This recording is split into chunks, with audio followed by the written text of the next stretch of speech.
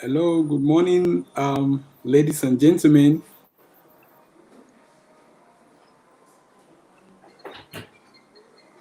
My name is Tosin Kolaoli, and I'm pleased to be with you here today on my Ed story, where we speak to our guests to share with us their perspective on how climate change impacts on them locally. And today we have joining us Olumide Climate Idowu.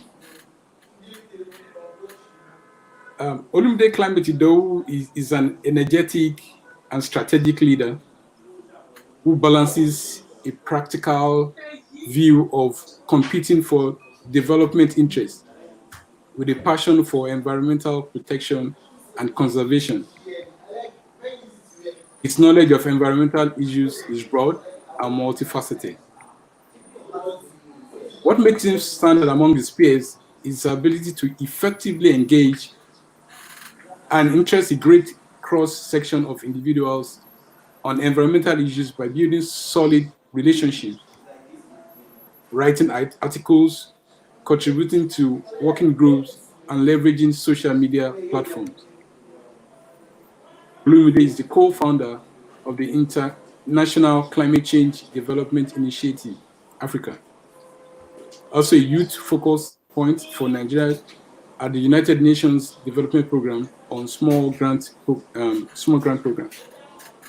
He's also a youth leader and author at the Global Environmental Outlook and the communication director for the African Youth Initiative on Climate Change. Thank you for joining us, Mr. Olumide, today. Thank you very much. I'm so grateful to be part of Yes, great. First, let's start with. Can we meet you? Why do you do what you do? Why are you interested in environmental and climate issues? Okay, basically, like I've been saying, it's passion and it's the need for me to see that a lot of things have been going on across my vicinity and my area while I was in my childhood. And basically, my interests was when I joined an organization in university called ISEC. And ISEC is a platform for young people to discover and develop their potential. And this is an organization that is across 120-something countries all over the world. And from that zeal and that position, I was able to understand that change is something that is needed in our society and our community. And I found my interest in environment. And since then, I've been engaging and having conversations on issues that matter most when it comes to environmental issues. So that's why I'm doing what I'm doing, and I have seen this as a sector, as an industry that's very important in every phase of life, and that's why I'm doing what I'm doing. Thank you so much. Well, thank you. That's quite instructive. But from your perception, some people wonder: is climate change is it real? Oh well. For me, let me talk for myself, and I think I should just give a little bit of a very simple layman example, which I think first and foremost, climate change is very, very real. And if it is not real, the world leaders, the scientists, the global actors will not be talking about it. If it is not real, we as a citizen, we as a people, we will not face the issue of flooding, issue of waste management. All these things that are contributing to it. And one thing I always tell people, especially the layman people, is that if you want to experience the issue of climate change, just look at the winter and the summer. Why do you have those kind of seasons? That is when you will know that the climate we are talking about is very real. Because if we don't have seasons, then we don't need to start talking about our climate is changing. And as well, we have it in Africa. We have a season. That's why we see that farmers, they are the season for them to farm and the season for them to harvest. So these are the examples and ways of people to understand that climate, and for a good understanding again, if you look at it, before people start talking about climate change, back days in the year of Kyoto Protocol, starting from Copenhagen, you will understand that our forefathers are already talking about this issue, because it's a very important conversation that our forefathers have been looking towards and talking about. So for we as a new upcoming generation, for us to understand that climate change is real, is because we've seen it. Scientists have come up with different research, and we've seen it happen in local communities where people have been displaced from different issues. So for me, climate change is real, and we need to continue to take urgent actions for us to meet the needs of the people in the local communities. But personally, do you personally have any experience you want to share about how you just said climate change is real? How have you felt it in your own personal life? Oh, like seriously, let me start from. I've been able to visit the United States, so I know that there's a winter and there is summer. So that one is a big example for me to let you know that there is season in the US that a lot of people have to be indoor. Some people even work from home. It's a very good example to show us that when there is season, there's climate change. Then let me come back to Nigeria. I'm speaking from Nigeria, and recently I was in a, let me call it calamity, in a flood issue in Nigeria, and it was so unfortunate for an environmentalist like me to also have experience of flooding, because looking at it, people will be looking at, okay, fine, because it's an environmentalist, you should have the understanding of where to stay or where to live. Let me tell you, I'm proud to tell you that it's an experience and it's an understanding for me to let people to understand that climate change and flooding is like a sickness, it's like a danger to people. So for me, exactly 22nd of June, I experienced. Did you say 22nd of June? Yes, this just recent. I experienced flooding, which took almost half of my properties, and it was very, very devastating. Where I went for a meeting, and the rain started, and I couldn't leave the meeting because I can't jump inside the rain and start running back home, because I don't even know my area is going to be flooded. Because where I was staying I don't see that place as a flooding area, but you know, is a very good signal and a good sign for me that we need to start looking for a way to make sure that we have a proper waste management. We have proper what they call it, drainage system to give us understanding of how we can make our city sustainable. So for me, it's a big calamity, because it takes you back to what you don't want to experience in life. It gives you a trauma problem whereby you've gathered a lot of stuff. I was telling a friend of mine that, do you know that my passport was also flooded? I couldn't get a lot of my passport, but the face of my passport. Basically, my passport is damaged. You mean your international passport? Yes, my international passport, because it was also part of. A lot of stuff was damaged. My laptop charger, everything was damaged. But you know, it's just for people to understand that flooding is a big deal. Flooding is a big issue, and I thank God for friends and family. I thank God for mentors that were able to come to my aid to actually support and bring me back to my feet. So it's something that is very, very important, that people should understand that no one is left behind. We need to work together to make this thing work. And we need to start making our voices heard, so that communities, leaders, local government workers, our leaders need to understand that it is high time for us, because rainy season is here. It's not even started at all. From the prediction from NIMASA, that we're going to have longer rain this year till like end of October, November. So how do we prepare? How do we make sure that we are ready for this season, to make sure that a lot of people are not displaced from their accommodation, from where they stay, or from their offices? Because it's not only affecting houses, it's affecting companies, offices, and a lot of issues. So it's very, very, climate change is real, and these are one of the examples of how we need to understand that climate change is real. Wow. Wow. Interesting. Well, thank you so much, Mr. Olumide Thank you. Idowu. If you're just joining us, we're on My Earth Story. We have joining us today is Mr. Olumide Idowu, who's be sharing some of his personal experiences with climate change. And please, can you let us know where you're joining us from by putting your name in the comment section and where you're located. Thank you for joining us. And I wonder if this is very like the way you painted the picture.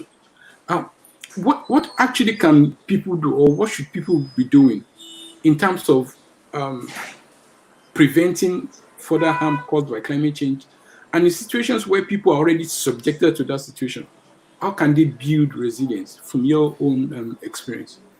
Okay, I think let me also use my flooding issue for example. Okay, thank you. And I think this is high time for every one of us as young people, as citizens, as community dwellers, people that are actually want to understand that things that need to be done like now.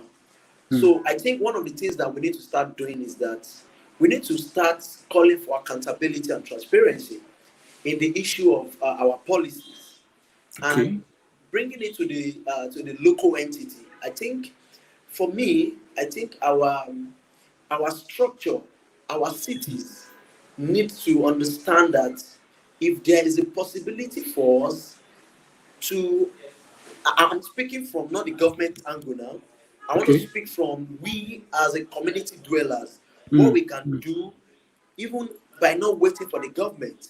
I mm, think this is high time for us to look mm, inward and look at our local resources mm. that is available for us in our community, to Yeah. start making use of it, to create awareness, to create a sustainable way of us to live, because Okay. we are tired of calling the government. I'm not saying we are Mm, tired, but in that indirectly, mm, we keep calling the government. We already know some of our government entities, some of our government parastatals are failing us. But mm. how can we do and make sure that we keep this in a sustainable manner? One, we need to make our voice heard. We need to start engaging our communities on the things that is needed for them to request from the government or from the people that are in charge of our drainage system. Mm, The issue of climate change need to get more awareness. mm, I bet you COVID mm, 19 climate change is mm, totally different, two different things. mm, Climate change effects will continue because we mm. continue to have different seasons. But COVID 19 has come, and there's a period of time that's going to develop a vaccine for it. When COVID Okay. 19 leaves us, what is going to happen to climate change? Mm, Because climate change is a continuous conversation. mm, Climate change is an issue that you can't take away from the community, because you mm, already have a community that is going to take numbers of days, weeks, months, years for them mm, to experience a sustainable city. So mm, we need to start talking about this issue. We need to mm, start engaging our community leaders mm, on the things that they need to ask our leaders, our mm, politicians to mm, do in our community. mm. Because they are the one that is closer to these vulnerable people in the community. Okay. When this stuff happens to me, one of the things I did was to see that, okay, fine, this thing have happened to me. How Mm, can I do my own part to make sure that future occurrences doesn't get much mm, to the people that are living my surroundings? What I mm. did was to the canal that is affecting that community. Yes. I did with my community, I just gathered two or three people, women together, for them to see the need for us to please let us clean this landfill. Let us clean this water. Let's take all these pet bottles out of the community so that Mm, we can have a flow of stream of water that can flow directly to the lagoon, so that the lagoons can have a lot of flow of water. So I came up to, I called two or three of them and some yeah. couple of guys. So guys, I noticed that we have a lot of pet bottles, lot of refuse in this drainage system. Can we come together and pull it out so that when the rain season comes again and the rain comes down again, we'll be able to have a flow of water or flow of the drainage will be more clean and everything will flow. And let me tell you, the past two rains we started after the two rains.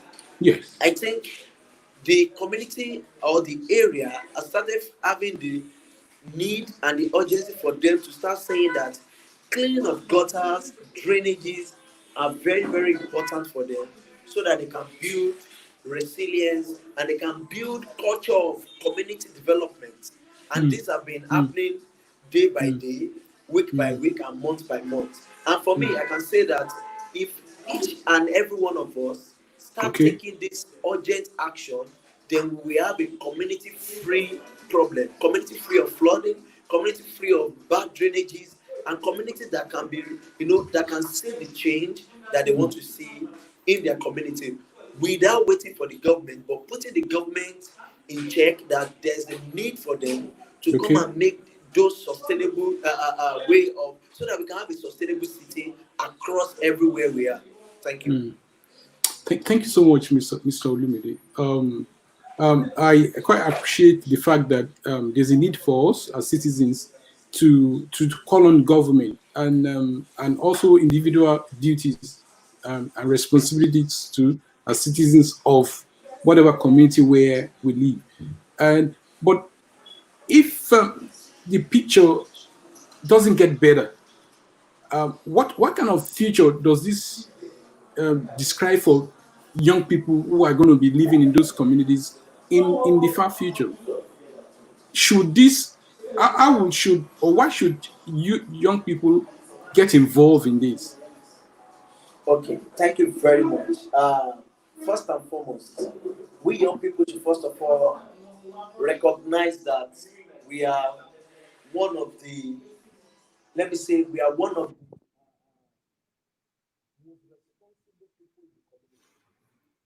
Sir, we can't hear you. We can't hear you.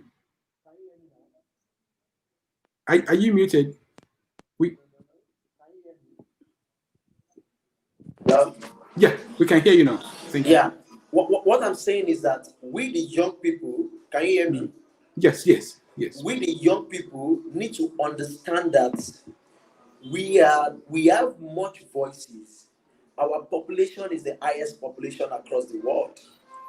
So we need to start looking at a way whereby we can take urgent responsibility in making sure that our community receive that conversation that need to change things.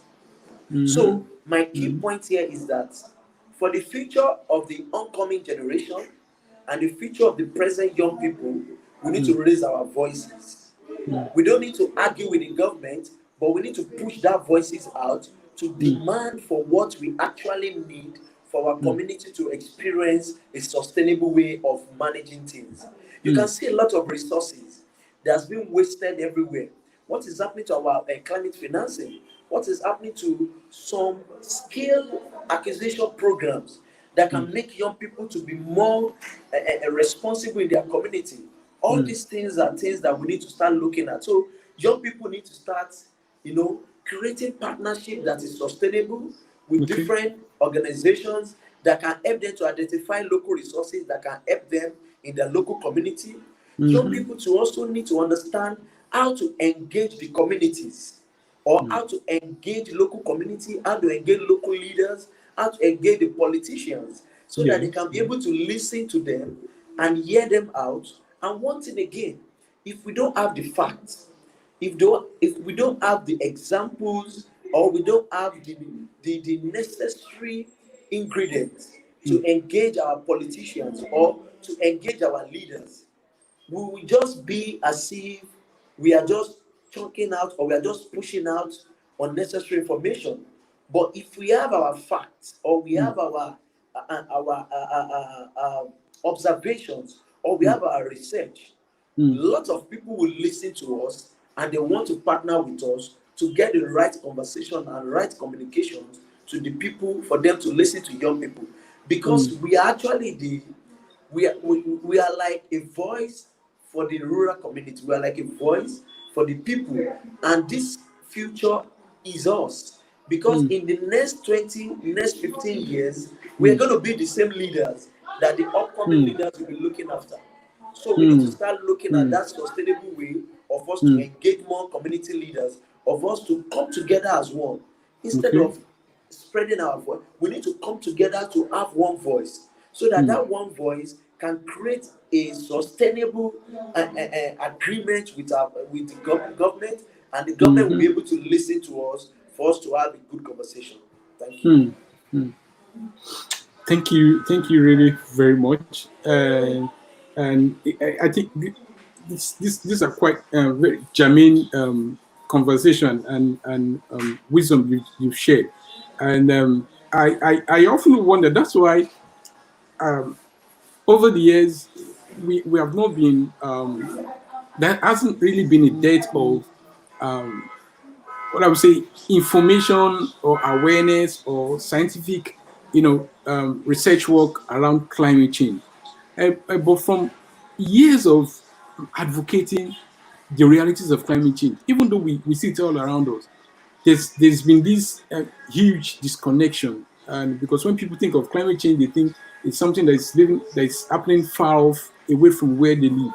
And so we thought of, how can we use the voices of people who are feeling the impact of climate change, and to express how they felt about it. And that's one reason why we're having this channel. I want to say thank you, Mr. Olumide, for joining us. Before Thank you you very leave much. a parting shot, I just want to read something. I'm also want to say it to you and to say thank you for what you do. Thank you so much. Yeah, it starts from saying that, I'll begin by saying, we give thanks for all those who moved in their lives to heal and to protect the earth in Yes. small and in large ways. Blessing on the composters, blessing on the gardeners, the breeders of worms and mushrooms, the soil builders, those who cleanse the water and purifies the air, for all those who clean up the messes that others have made. Blessings on all those who defend the tree, who plant trees, who guard the forest, who renew the forest. Blessing on all those who learn to heal the grassland and renew the stream. On those who prevented erosion, who restored the fishes, and who guard and the healing of the herbs, who help the beauties of the wild plants. Blessing on those who heal the cities and who bring them alive again and again with excitement and creativity and love. And gratitude and blessing to all who stand against greed, who risk themselves, to those who have bled and have been wounded, and to those who have given their lives in service of the earth. Thank you so much, Mr. Olumide, for doing what you do. Thank you. Yeah, but in the last year, I just want to ask from you, what are some of the challenges you faced? What are some of the dangers and risks you've exposed yourself to in the course of this work? Well, one of the biggest one is, especially when you are planning to do a community engagement programs, and Mm, you want to engage. I call them the good boys, mm, as in those boys in the community. I call them the mm, good boys because mm. they're actually the one that can give you the Is, right is it a information. local issue, or Yes, it's everywhere? no, it's a local issue that I've experienced. Okay, thank you. And why I'm saying this is because we need to get closer to communities before we help them to identify Mm, their problems and provide mm, solution to it. mm, But my approach some years back was very it's totally different, which mm. I was nearly, I had an issue with them and I was nearly armed. But getting to understand them, Yes, then from there I've been able to understand that if you actually want to understand and solve a problem in a community, you need yes. to move closer to them, understand where they're coming from, get their facts and get the problems, and actually allow them to create or come up with that problem they are having and the solution to their problem. So the Okay, only thing okay. you need to do for them is to actually help them to put everything together so that they will be able to understand that the problem they have, they are Mm, also the solutions to it. So The challenges are numerous, but for me, I think also lending your voice in the global scenes is also one of the issues that we need to look into, because most of the people don't want to listen to the right information. They just felt that you just want to make a fame.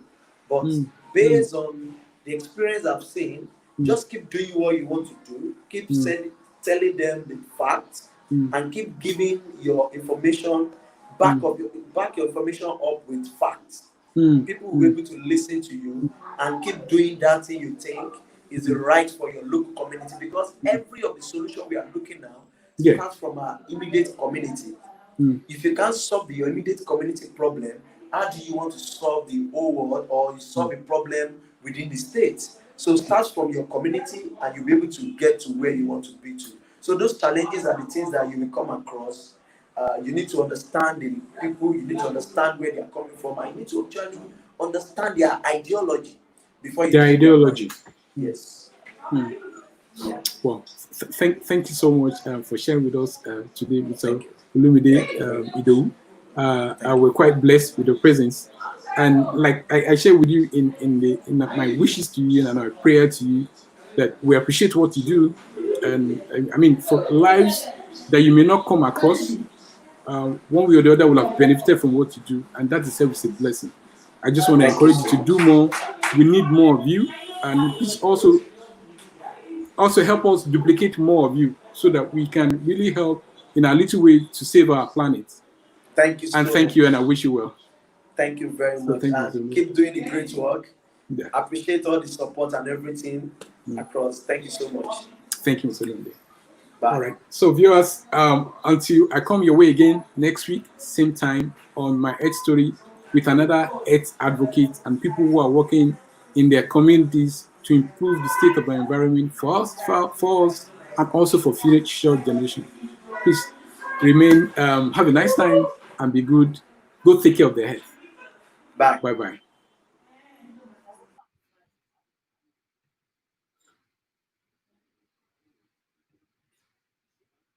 Okay.